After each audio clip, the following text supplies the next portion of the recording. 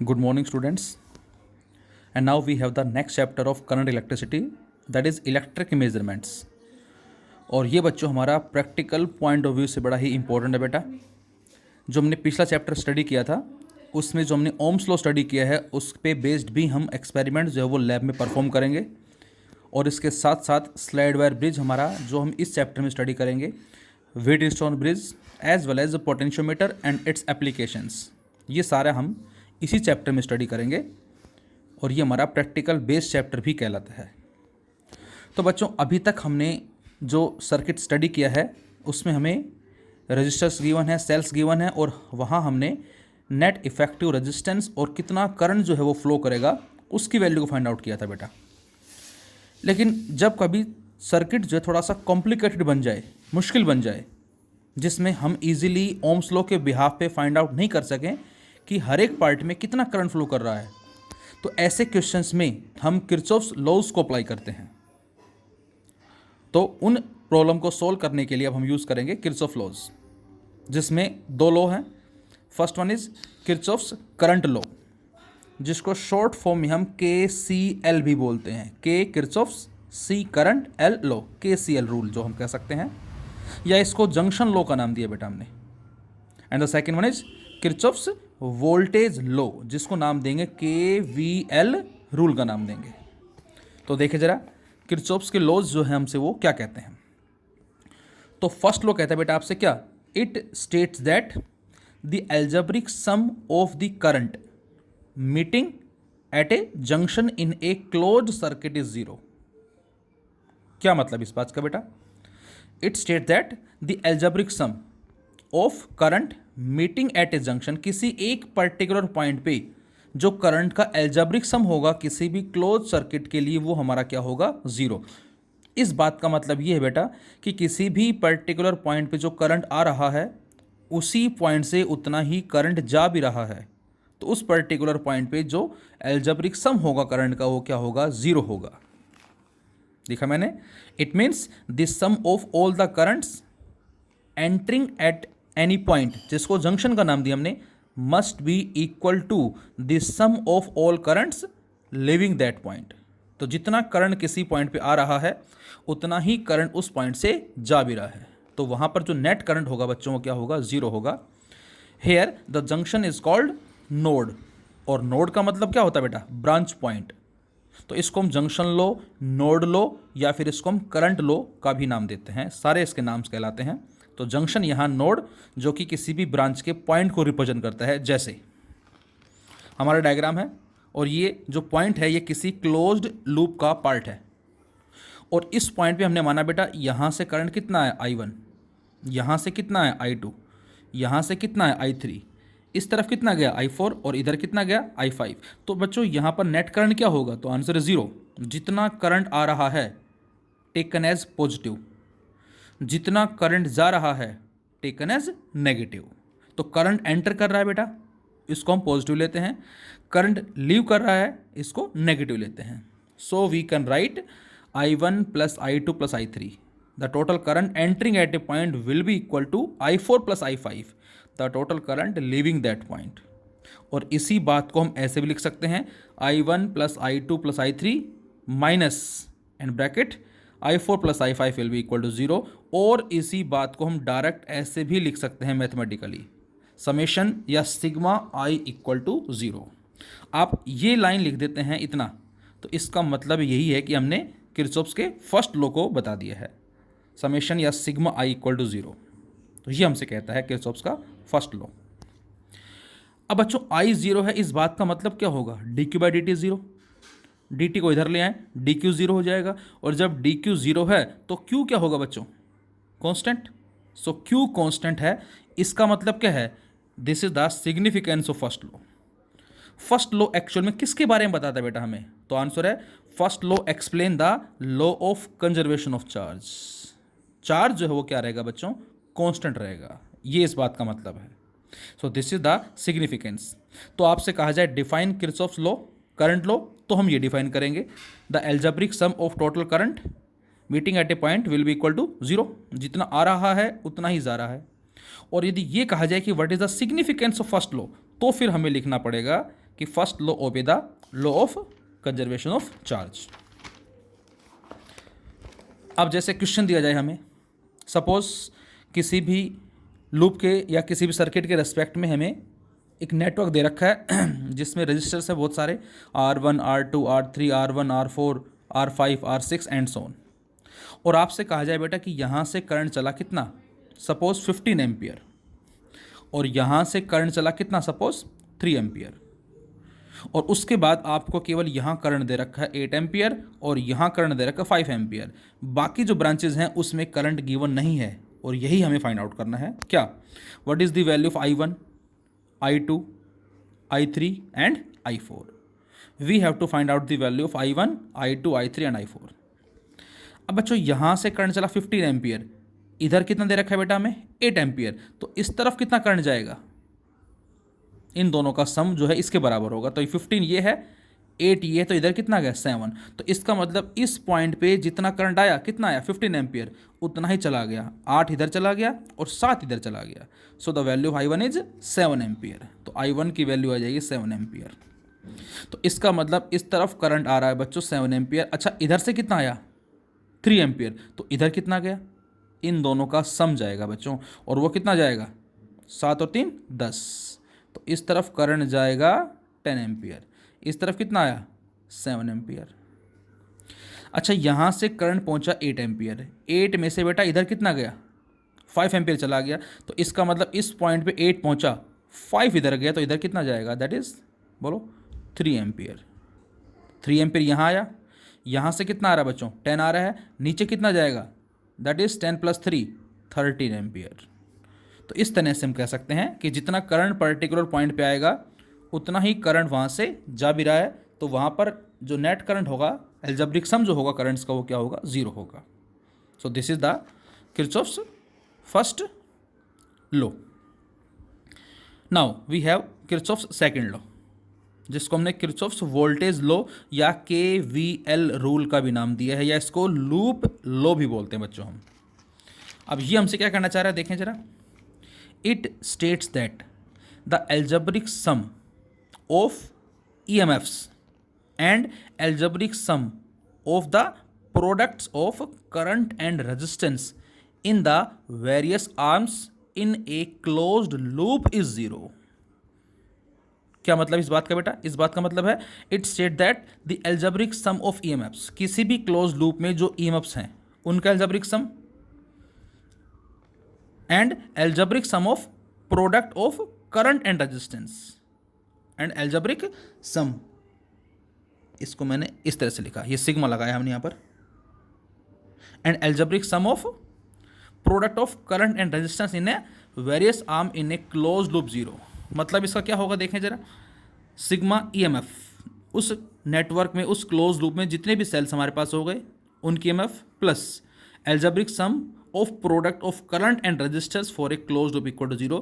इस बात का मतलब क्या होगा बच्चों, इसका मतलब है that the algebraic sum of change in potential, क्या बोला मैंने, change, this is the change in potential around any closed path of a loop, of a close loop involving resistor and cell is 0। इस बात का मतलब क्या होगा, change in potential जो होगा किसी भी क्लोज्ड लूप के लिए वो क्या होगा बच्चों 0 होगा। इसका मतलब ये बेटा कि किसी भी क्लोज लूप में कुछ पोटेंशियल डिफरेंस पॉजिटिव होते हैं, अभी जरा बात करेंगे हम, और कुछ नेगेटिव होते हैं, और जब हम उनको एल्जेब्रिकली ऐड करते हैं तो वहाँ से हमें कोई चेंज नहीं मिलता, रिजल्ट जो है हमें वो चेंज नहीं मिलता, जितना है वो एज इट इज है, there will be no change in potential difference.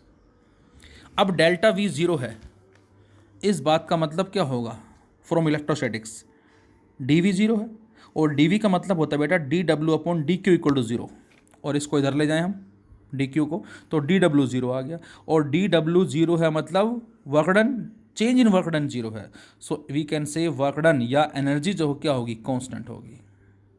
तो सेकंड लॉ जो है इसका क्या सिग्निफिकेंस होगा, second law obey the law of conservation of energy. Energy जो है बेटा यहाँ पर क्या रहेगी, सेम रहेगी, जितना करंट एक हिस्से से एंटर करेगा उतना ही करंट घूम फिर के वापस उतना ही एंटर करेगा। तो एनर्जी का जो कंजर्वेशन है इसको ओबे करता है हमारा सेकेंड लॉ। डेल्टा V 0 मैंने बताया अभी आपको, चेंज इन पोटेंशियल जो होगा कुछ के लिए पॉजिटिव होगा, कैसे ज़रा बात करते हैं पहले, और कुछ के लिए नेगेटिव, तो इसका मतलब कोई चेंज नहीं आएगा। कैसे आएगा देखिए ज़रा। तो बात आती है बेटा हाउ टू अप्लाई हम किस तरह से किरचॉफ्स के सेकंड लॉ को अप्लाई करेंगे किसी भी लूप के लिए। बुक में अलग अलग कॉन्सेप्ट दे रखे हैं, जस्ट ये 2-3 पॉइंट्स हमें याद रखने हैं, उसके अलावा हमें कोई रूल रेगुलेशन स्टडी करने की जरूरत नहीं है। इन पॉइंट्स के जरिए हम किसी भी नेटवर्क में सेकंड लॉ को अप्लाई करके, वोल्टेज लॉ को अप्लाई करके हम उन प्रॉब्लम्स को शॉर्ट आउट कर सकते हैं या सोल्व कर सकते हैं। अब इनमें ध्यान क्या रखना बेटा में, देयर विल बी ड्रॉप और राइज ऑफ आई आर। क्या मतलब इस बात का, जैसे मैंने लिया डायग्राम नंबर ए और मैंने पॉइंट लिए ए एंड बी, जिनके बीच में मैंने एक रजिस्टर लगाया जिसका रेजिस्टेंस कितना है बेटा आर, और इसमें ए से बी की तरफ क्या कर रहा है, आई करंट फ्लो कर रहा है। अब बच्चों आई करंट फ्लो क्यों कर रहा है ए से बी, क्योंकि हमें पता है करंट या चार्ज के फ्लो को पोटेंशियल डिफरेंस डिटरमाइन करता है। तो इसका मतलब ये बेटा कि जो ए है वो हायर पोटेंशियल है और जो बी है वो लोअर पोटेंशियल है। मैं जनरल आपसे कहूँ, जनरल इसको छोड़े, मैं आपसे ये कहता हूँ, ये बताओ बेटा कि V A minus V B का साइन जो है वो पॉजिटिव होगा या नेगेटिव होगा। सोचिए आप जरा, वी ए हायर पोटेंशियल है, वी बी लोअर पोटेंशियल है, और V A minus V B पूछ रहा हूँ मैं, हायर माइनस लोअर, तो आपका आंसर होगा sign is positive, positive sign होगा, ठीक है। और यदि मैं ये कहता V B minus V A, तो अब वी बी लोअर है बेटा और वी ए जो वो क्या है, हायर है। जब लोअर में से हायर को माइनस करते हैं तो साइन हमें क्या मिलता है, नेगेटिव मिलता है, जो हम ऑलरेडी स्टडी कर चुके हैं किस में, दैट इज इलेक्ट्रोस्टैटिक्स के अंदर। अब जरा सोचें, जरा ध्यान से देखें, इधर करंट फ्लो कर रहा है ए से बी की तरफ। अब यहाँ पर ये चीज़ मैटर नहीं करती कि हम करंट के हिसाब से काम करें या कैसे, हमें अपने हिसाब से काम करना है। मतलब ये कि जो भी क्लोज लूप होगा हम उस क्लोज लूप को में भी चाहे क्लॉकवाइज चलें या एंटी क्लॉकवाइज चलें, हमें बस ध्यान क्या रखना है वो बात बड़ी इंपॉर्टेंट है। तो मैंने जो एरो लगाया है इसके साइड में मैंने लिखा सेल्फ।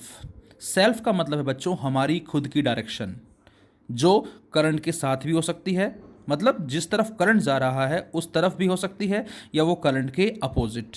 केवल 2 पॉसिबिलिटी हैं, किसकी, इस सेल्फ की।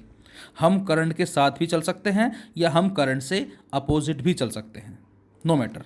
बस ध्यान रखना है आपको कि यदि हमारी डायरेक्शन जो है ये है जो करंट की डायरेक्शन है। अब आप सोचिए ज़रा कि जब हम ए से बी की तरफ चलेंगे तो इससे क्या होगा, जो पोटेंशियल डिफरेंस तो हमें पता है हमें आई आर होगा, लेकिन जो आई आर होगा वो ड्रॉप होगा या राइज होगा, क्योंकि ये हायर पोटेंशियल है ये लोअर, तो हम हायर से लोअर की तरफ जा रहे हैं। अब उस कॉन्सेप्ट को भूल जाए V A minus V B को। अब यहाँ ध्यान रखें कि जब हम हायर से लोअर की तरफ चलेंगे तो यहाँ पर या तो आई आर आएगा। अब आई आर जो आएगा वो प्लस आएगा माइनस आएगा, डिपेंड करता है कि हम ज़्यादा से कम जा रहे हैं या कम से ज़्यादा जा रहे हैं। फिर से बोल रहा हूँ मैं, ए से बी करंट फ्लो कर रहा है, आर यहाँ रजिस्टर हो गया, और जो एरो मैंने लगाया इसका मतलब सेल्फ, हम जा रहे हैं इस तरफ, हायर से लोअर की तरफ जा रहे हैं। तो इसका मतलब यहाँ पर आई आर जो होगा potential, I into R that is क्या होता है, पोटेंशियल होता है, वो ड्रॉप होगा। ये ज़्यादा है ये कम, तो कम की तरफ जा रहे हैं, ड्रॉप होगा। तो बेटा इसको हम क्या लिखेंगे, माइनस आई आर। कब, जब हम हायर से लोअर की तरफ जाएंगे तो उसको माइनस आई आर लिखेंगे, इसको बोलते हैं ड्रॉप ऑफ पोटेंशियल। इसका मतलब होता है एनर्जी का लॉस हो जाना, एनर्जी का लॉस हो जाना। अच्छा, इसी में ही वही सेम सर्किट दोबारा से लिया मैंने, फिर हम हमारे पास वायर है दोबारा से ए और बी और वही करंट है, लेकिन इस बार मैंने सेल्फ जो बताया, मतलब हमारी जो डायरेक्शन बताई वो उल्टी बताई। अब हम चल रहे हैं बेटा किस तरफ, बी से की तरफ।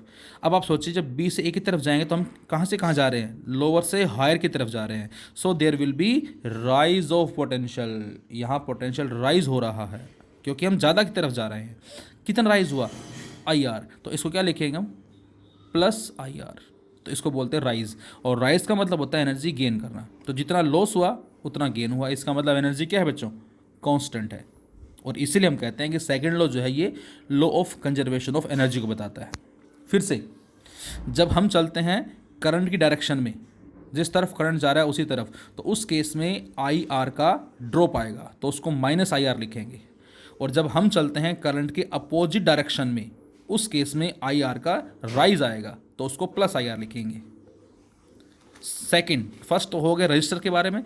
सेकंड, जब हम किसी भी लूप में चलते हैं बेटा तो वहाँ पर हो सकता है सेल या बैटरी भी हमें मिले। अब डिपेंड करता है कि सेल या बैटरी कैसे मिलते हैं। जैसे ये हमने लूप लिया, सॉरी ईएमएफ लिया, सेल लिया, ये पॉजिटिव और ये नेगेटिव, हम चल रहे हैं कुछ ऐसे। सेल्फ का मतलब हमारी डायरेक्शन, हम चल रहे हैं पॉजिटिव से नेगेटिव, मतलब हायर से लोअर चल रहे हैं, तो यहाँ ड्रॉप आएगा। अब ड्रॉप कितना आएगा, तो वहाँ तो आर था, यहाँ ई है, तो माइनस ई लिखेंगे इसको हम। जब हम चलते हैं किधर, पॉजिटिव से नेगेटिव तरफ चल रहे हैं, तो इसको ड्रॉप बोलेंगे हम डिक्रीजिंग पोटेंशियल की तरफ जा रहे हैं, ड्रॉप का मतलब माइनस ई बोलेंगे हम।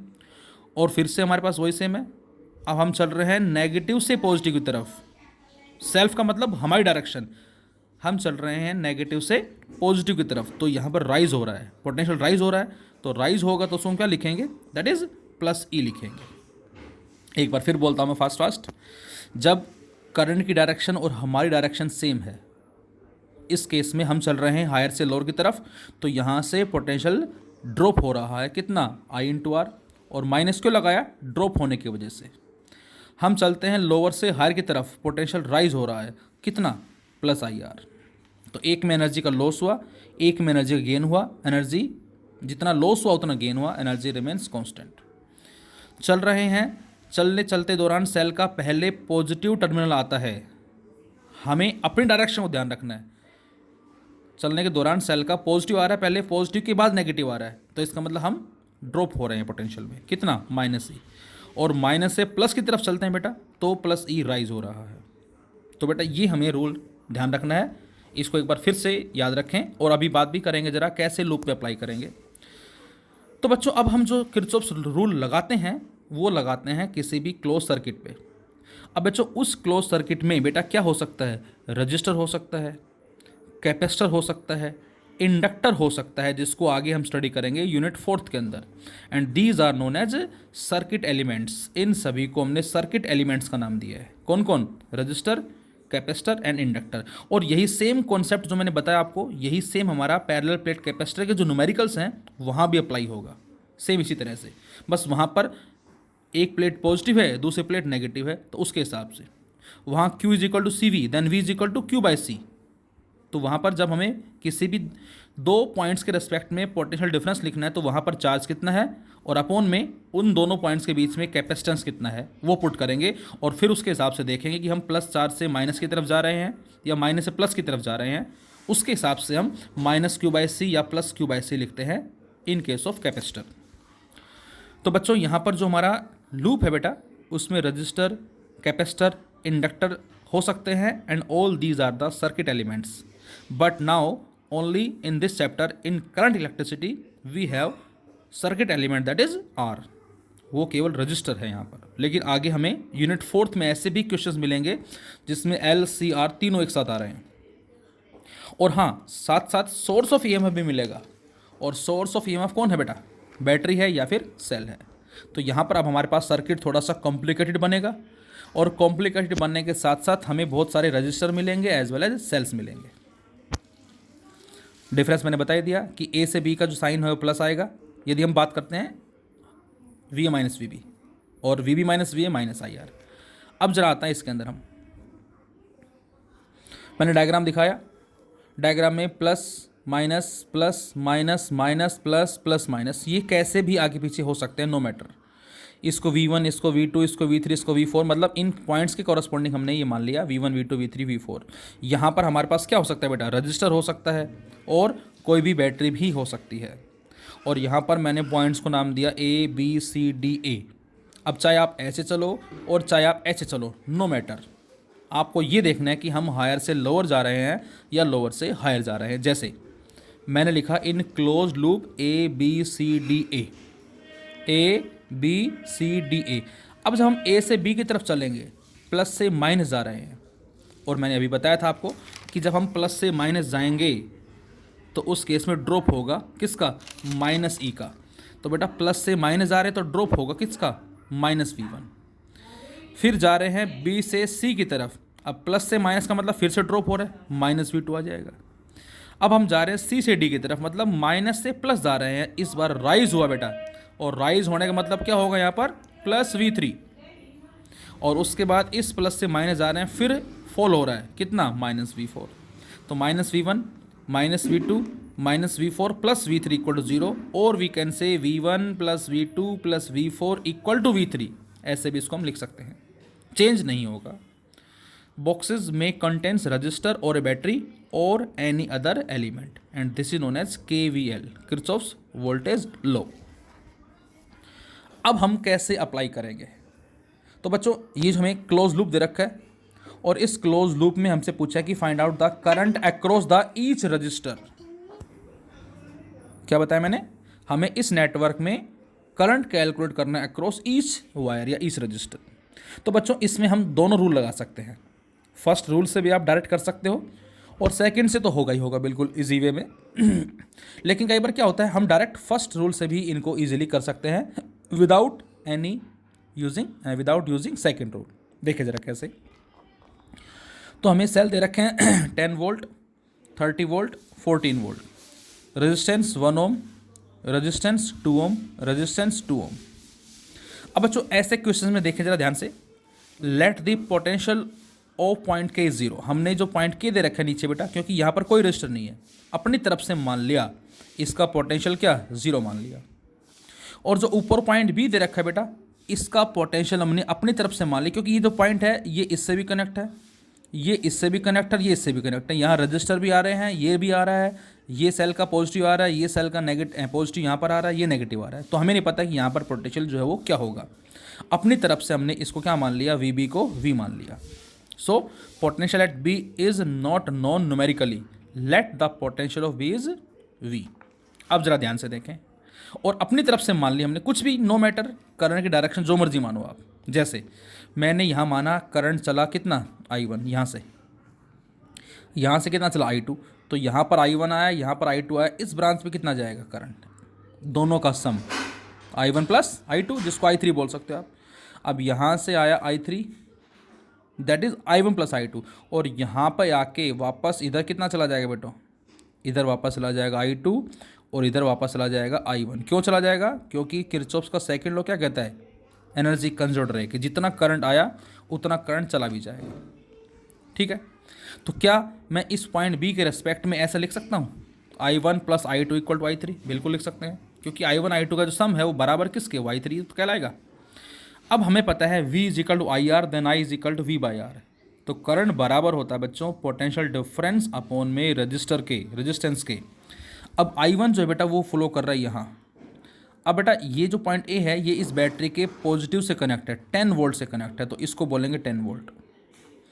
ये बेटा बीच में रजिस्टर आ गया, यदि रजिस्टर नहीं होता तो इसको डायरेक्ट हम 30 से बोल सकते थे, लेकिन ये आ गया तो इसको हमने बी मान लिया।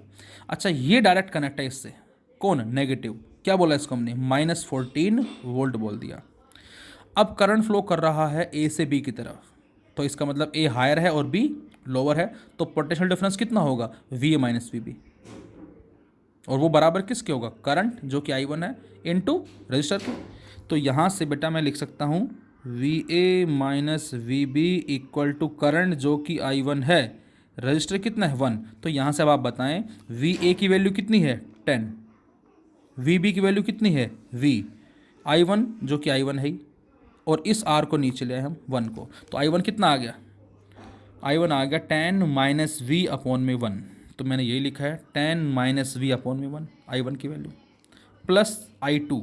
अब I2 कौन सा है बेटा, I2 ये पॉइंट्स के रेस्पेक्ट में, ये +30 है, ये B है, तो हम इससे इस तरफ जा रहे हैं, तो ये इस पॉइंट का पोटेंशियल है, ये इस पॉइंट का पोटेंशियल है, करंट फ्लो इधर ही कर रहा है, तो ये हायर ये लोअर, तो 30 माइनस V बराबर किसके होगा, करंट I2 रजिस्टर 2, और 2 को नीचे ले आएंगे तो 30 minus V by 2, 30 minus V by 2, ये I2 आ गया। I3 इस ब्रांच के लिए। अब VB माइनस VC ये लिखेंगे हम इसके लिए लिखेंगे बेटा VB minus VC equal to I3, और रेजिस्टेंस कितना है 2 रेजिस्टेंस है। अब VB तो V है, VC कितना है बच्चों -14, तो ये आ जाएगा -14, और इस 2 को नीचे ले आओ, ये क्या बन जाएगा I3 आ जाएगा ये V माइनस -14 बाई 2, और इसको अब आप सोल्व करके V निकाल लोगे, and the value V is 9 volt. इसका मतलब जो हमने अपनी तरफ से पोटेंशियल माना था ये 9 वोल्ट आ गया। अब आप खुद सोचें, ए से बी के लिए पोटेंशियल डिफरेंस कितना होगा, 10 माइनस 9 कितना है 1, which is equal to current into resistance. Current कितना I1, रेजिस्टेंस कितना है 1, तो 1 volt equal to I1 into 1, तो I1 कितना आ गया 1 एम्पियर। तो यहाँ पर करंट की वैल्यू आ गई 1 एम्पियर। इसी तरह से अब इसको अप्लाई करें आप इसके लिए, ये 30 है, ये 9 आ गया बेटा, तो 30 माइनस 9 बराबर करंट जो कि I2 है, रजिस्टर कितना है 2 I2, तो 30 में से 9 गए, that is 21 by 2, 10.5 ampere I2 आ जाएगा। कौन सा I2 आया, ये वाला I2 आ गया। अच्छा, इस ब्रांच में I3, ये कितना 9 है, ये कितना है -14, तो 9 minus 14 equal to I3 into 2, और सोल्व कर लेंगे यहाँ से, तो यहाँ से इसकी वैल्यू कितनी आ जाएगी I3। तो इसका मतलब क्या हुआ बच्चों, इसका मतलब ये हुआ बेटा कि हमने जो डायरेक्शन मानी है वो बिल्कुल सही आई। ऐसा क्यों कहा हमने, क्योंकि हमारा I1 भी पॉजिटिव आया, I2 भी पॉजिटिव आया, ये 1 आया, ये 10.5 आया, इधर कितना गया, दोनों का सम 11.5।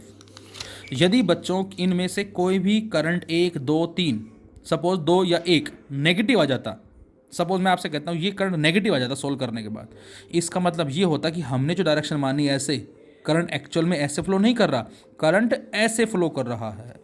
नो मैटर, वह जो आंसर निकाल दिया वो हमारा फाइनल आंसर है, लेकिन हमने जो डायरेक्शन मानी है वो उस तरह से नहीं आएगी यदि करंट नेगेटिव आता है तो एक बार इसी क्वेश्चन को समझ के एक बार खुद आप ट्राई करके देखें अपनी नोटबुक में लिखकर। ऐसा ही एक क्वेश्चन मैंने और लिया।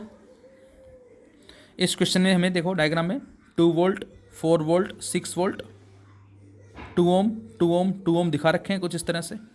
अब देखें ज़रा ध्यान से, ये पॉजिटिव है तो ये +4 वोल्ट कहलाएगा, ये पॉजिटिव है ये +6 वोल्ट कहलाएगा, ये नेगेटिव है इसको बोलेंगे -2 वोल्ट। ठीक है, ये पॉइंट बी है और वही सेम रजिस्टर में करंट निकालना है, और उसी तरह से बेटा हमने क्या मान लिया, करंट मान लेते हैं यहाँ पर। अब नो मैटर कैसे मान सकते हो आप, हमने माना कि यहाँ से करंट चला आई, एज्यूम किया। अब जो करंट यहाँ से क्यों चला, क्योंकि यहाँ पर बेटा बैटरी की वोल्टेज सबसे ज़्यादा है, और नो मैटर जैसे मैं बताया आपको अपनी मर्जी से माने आप, जरूरी नहीं कि मैंने जो माना आप उसके अकॉर्डिंग काम करें, आप अलग तरीके से भी करो, आंसर सभी से सेम आएगा। तो हमने मान लिया है, मैंने माना यहाँ से करंट आई चला और वो आई यहाँ पर आके इधर चला गया I1, इधर चला गया I2, तो इस पॉइंट बी पे नेट करंट कितना है 0, so we can write I equal to I1 + I2। अब बच्चों हमने पॉइंट बी के पोटेंशियल को अपनी तरफ से क्या मान लिया, बोलो, इसको V मान लिया। अब जरा देखें ध्यान से, करंट जा रहा है कहाँ से कहाँ, इस B से इस 2 रजिस्टर में जा रहा है, तो B का पोटेंशियल और यहाँ पर पोटेंशियल कितना है 4, तो इन दोनों पोटेंशियल का जो डिफरेंस होगा वो बराबर किसके होगा, करंट जो कि I2 है इंटू रजिस्टर जो कि 2 है, तो I2 कितना आ जाएगा, पोटेंशियल डिफरेंस अपॉन में रेजिस्टेंस। तो ये हमारे पास आ गया। तो लिखें जरा 1 बाय 1। सबसे पहले लिख लेते हैं हम, जरा इसके लिए लिख लेते हैं। अब यहाँ पर 6 वोल्ट है बेटा, यहाँ पर हमने क्या माना है V, तो 6 माइनस V, और अपॉन में रजिस्टर कितना 2, वो क्या आ जाएगा I आ जाएगा। I1 के लिए देखें जरा, I1 इसके लिए है, ये V मान रखा है, ये कितना है -2, तो V -2 बाई 2, V -2 बाई 2, ये पोटेंशियल डिफरेंस हो गया। -2 क्यों लिखा, क्योंकि ये नेगेटिव टर्मिनल है बच्चों, यदि ये पॉजिटिव होता तो ये +2 लिखते इसको हम, और फिर हम लिखते V -2 बाई 2 लिखते हम, लेकिन नेगेटिव आने से ये आ जाएगा। अच्छा, I2 इस ब्रांच के लिए, इसका V मान रखा है, ये पोटेंशियल जो है ये 4 वोल्ट है, तो V -4 बाई 2, V -4 बाई 2, और इसको सोल्व करके आप V निकाल लेंगे, और ये V जो आएगा सोल्व करने के बाद 8/3 वोल्ट आ गया, मतलब इस पॉइंट का पोटेंशियल आ गया 8/3 वोल्ट। और अब I1 की वैल्यू इस V की जगह 8/3 पुट कर दो, इसकी जगह 8/3 पुट कर दो, इसकी जगह 8/3 पुट कर दो, वो अलग अलग ब्रांचेज में करंट की वैल्यू आ जाएगी 7/3, -2/3, 5/3। अब जैसे ये आ गया, देखो ध्यान से, I2 कितना आया -2/3, I2 कौन सा माना हमने, ये वाला, ये आया -2/3। इसका मतलब हमने जो डायरेक्शन मानी है I2 नीचे, एक्चुअल में नीचे नहीं, करंट ऊपर जाएगा, ये इस बात का मतलब है। हमने जो आंसर निकाला माइनस आया, और इस -2/3 का मतलब हमारे हिसाब से हमने ये ऐसे माना था, लेकिन माइनस का मतलब करंट एक्चुअल में नीचे से ऊपर जा रहा है। इसी में क्वेश्चन दिया हमें हार्ट शेप, 3 बैटरी हैं, 10 volt, 2 volt, 4 volt, 2 ohm resistor हमने मान लिया उसी तरह से। और अब देखें, ये पॉइंट डायरेक्ट कनेक्ट है इस बैटरी से, यहाँ रजिस्टर नहीं दे रखा, जबकि पहले वाले में यहाँ रेजिस्टेंस था, अब यहाँ रेजिस्टेंस नहीं है, तो डायरेक्ट ये पॉइंट इससे ज्वाइन है, तो क्या बोलेंगे इसको हम 10 वोल्ट बोल दिया हमने इसको। और वही सेम काम है, यहाँ से करंट आई आया, इधर कितना गया I1, इधर कितना गया I2। अब देखें ज़रा, ये रजिस्टर है, फिर बैटरी आ गई, नेगेटिव कनेक्ट है इस आर के साथ, तो इसको हम बोलेंगे -4। यहाँ पर पॉजिटिव कनेक्ट है इस आर के साथ, इसको बोलेंगे हम +2। अब जरा देखें हम, यहाँ से जो I होगा that is equal to I1 + I2। अब I1 के लिए इक्वेशन क्या होगी, potential difference upon register. I1 कौन सा बेटा, ये वाला, तो ये तो हो गया 10 और ये कितना है -4, तो पोटेंशियल डिफरेंस कितना आ गया 10 माइनस माइनस अपॉन में 2, 10 माइनस माइनस अपॉन में 2। I2 बेटा इसके लिए ये 10 है, ये 2 है, तो 10 - 2/2, 10 - 2/2, तो ये आ जाएगा 7 एम्पियर, ये आ जाएगा 4 एम्पियर, टोटल इज 11 एम्पियर। इसका मतलब इधर करंट जा रहा है 7 एम्पियर, इधर करंट जा रहा है कितना 4 एम्पियर, और इधर करंट कितना है दैट इज 11 एम्पियर, और सारे करंट पॉजिटिव आए। इसका मतलब हमने जो I1 I2 माने हैं वो बिल्कुल सही माने हैं, ये इसका मतलब होगा। इसी में ही नेक्स्ट क्वेश्चन देखें, 4 वोल्ट, 10 वोल्ट, 2 वोल्ट, इस बार बीच में ये एक और लगा दिया। अब जरा देखें, अब यहाँ रजिस्टर लगा दिया, तो इस बार ये 10 वोल्ट नहीं होगा, हमने अपनी तरफ से इसको VB को V मान लिया, और अब एज्यूम किया यहाँ करंट I1 गया, इधर I2 गया, इधर I3 गया, इधर I4 गया, तो इसका मतलब इस पॉइंट पे करंट क्या हो रहा है, जा रहे हैं -I1 -I2 -I3 -I4 = 0, और माइनस कॉमन लेके उधर भेज दें, तो I1 + I2 + I3 + I4 = 0। और अब आप खुद ट्राई करें, इनकी इक्वेशन लिखें। I1 इसके लिए बेटा, अब ये कनेक्ट है नेगेटिव टर्मिनल से -4, ये हमने V मान लिया, तो B से A की तरफ जा रहे हैं, तो क्या लिखेंगे इसको हम, V -4 बाय रजिस्टर, ये I1 आ जाएगा। I2 है इस नीचे वाले ब्रांच में, इस ब्रांच में ये +10 यहाँ कनेक्ट है, ये V, ये 10 और ये रजिस्टर 2, तो V - 10/2। I3 कौन सा बेटा, ये वाला है, ये हमने 0 मान लिया नीचे वाले पॉइंट्स का पोटेंशियल। अब B से D की तरफ V - D का 0, और साथ में नीचे क्या आ जाएगा 2 जो कि रजिस्टर है। और इसी तरह से हम ले लेते हैं कौन से I4 की वैल्यू, I4 इधर है, इसमें V, और ये जो C पॉइंट है ये -2 से कनेक्ट है, तो V -2 और -0 इसका पोटेंशियल अपॉन में 2। और यहाँ से सोल्व करके बच्चों आप V की वैल्यू फाइंड आउट कर लेंगे, और बेटा ये आ जाएगी 1 वोल्ट, तो ये हमारी आ जाएगी कितना 1 वोल्ट। अब ये V पता लग गया आपको, और अब इन दोनों का डिफरेंस अपॉन में रजिस्टर से I1 आ जाएगा, इन दोनों का डिफरेंस अपॉन में रजिस्टर से I2 आ जाएगा, इन दोनों का डिफरेंस अपॉन रजिस्टर से I3, और इसी तरह से I4। अब आप सोल्व कर सकते हैं, और ये जो वैल्यूज आएंगी हमारी किस किस तरह से आ रही देख सकते हो आप। I2 -4.5 आया, इसका मतलब हमने जो I2 की डायरेक्शन मानी है उससे अपोजिट करंट आएगा, और I3 I4 भी हमारा कुछ इस तरह से आ जाएगा। इसी में एक क्वेश्चन हमें कुछ ऐसे दिया, टी शेप, A पॉइंट पे 20 वोल्ट, C पे 5 वोल्ट, B ग्राउंड से कनेक्ट है, 2 ओम, 4 ओम, 2 ओम, और हर एक पार्ट में करंट बताना है कितना होगा। ये क्लोज सर्किट का ही बच्चों पार्ट है, तो हमने मान लिया इधर करंट चला I1, इधर चला I2, इधर कितना जाएगा I1 + I2। और बच्चों जब भी कभी किसी सर्किट में कोई पॉइंट ऐसे कनेक्ट होता है, इसको अर्थिंग बोलते हैं, अर्थिंग, तो उस केस में उस पॉइंट का पोटेंशियल हम क्या लेते हैं 0। अब बच्चों D का पोटेंशियल हमने अपनी तरफ से क्या मान लिया, V मान लिया, बोलो VD = V। अब यहाँ से I1 आया, यहाँ से I2 आया, इधर कितना चला जाएगा I1 + I2 या I3, मतलब फर्स्ट लॉ के अकॉर्डिंग I1 + I2 = I3 लिखा मैंने। I1 की वैल्यू बताओ, तो पोटेंशियल डिफरेंस अपॉन में रजिस्टर, ये 20 ये V, तो 20 - V/2, फटाफट करें। अगले में I2, C से D की तरफ करंट जा रहा है, तो C का पोटेंशियल माइनस D का पोटेंशियल अपॉन में उस ब्रांच का रजिस्टर, 5 - V/4 = I3। इसके कॉरस्पॉन्डिंग D से B की तरफ जा रहा है, तो VD - VB अपॉन में रजिस्टर, और VB क्या हो जाएगा 0 हो जाएगा। और अब यहाँ से सोल्व करके आप V निकाल लोगे, और ये V की वैल्यू आ जाएगी 9 वोल्ट, मतलब D पे पोटेंशियल आ गया 9 वोल्ट। अब यदि यहाँ पर 9 वोल्ट आया, ये है 20, तो ये 20 - 9 दैट इज़ 11, 11/2 आ जाएगा इस ब्रांच में करंट, 5.5।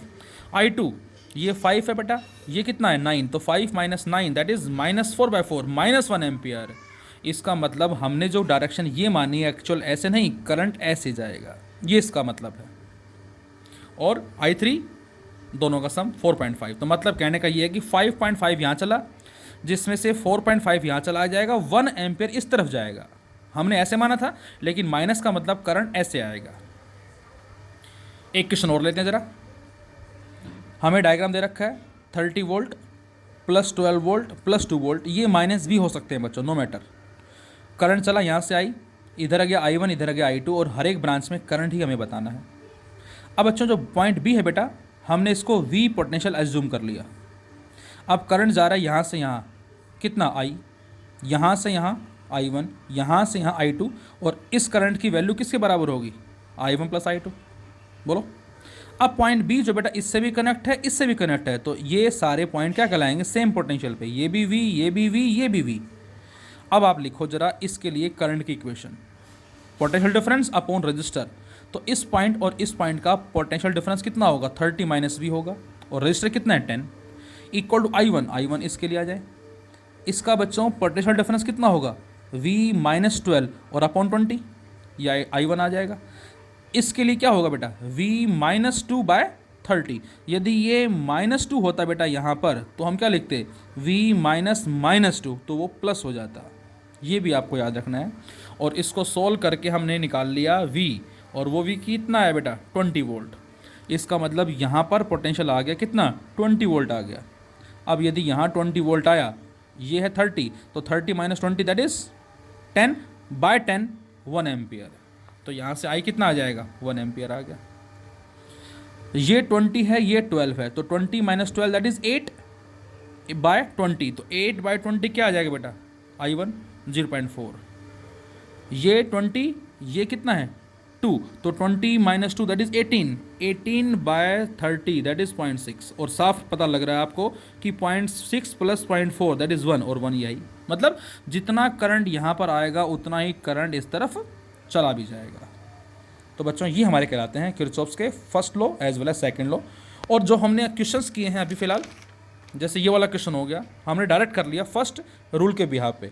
बाय चांस आप थोड़ी दिक्कत महसूस करें फर्स्ट रूल में भी कैसे कैसे पॉइंट एज्यूम करते हैं, तो बेटा अपने हिसाब से करंट माने हम, और अब यहाँ पर आप सेकंड लॉ अप्लाई करेंगे। जैसे मैं आपसे कहता हूँ कि किसी भी क्लोज लूप में, जैसे हमारा ये हो गया सपोज, यहाँ पर मैंने माना कि हमारे पास 2 वेरिएबल हैं I1 एंड I2। अब 2 वेरिएबल हैं, तो 2 वेरिएबल को सोल्व करने के लिए हमें 2 करंट की इक्वेशन बनानी पड़ेंगी।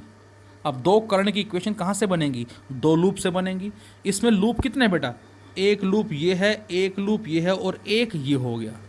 इसको लूप 1 बोल दें, इसको लूप 2 बोल दें। ये जो बड़े वाला है इसको लूप कहें, या एक्चुअल में ये मैश कहलाएगा, ये मैश होगा, और उसके अंदर ये 2 लूप हैं, या जनरली हम ऐसा ही बोल देते हैं, 1 लूप, 2 लूप एंड 3 लूप।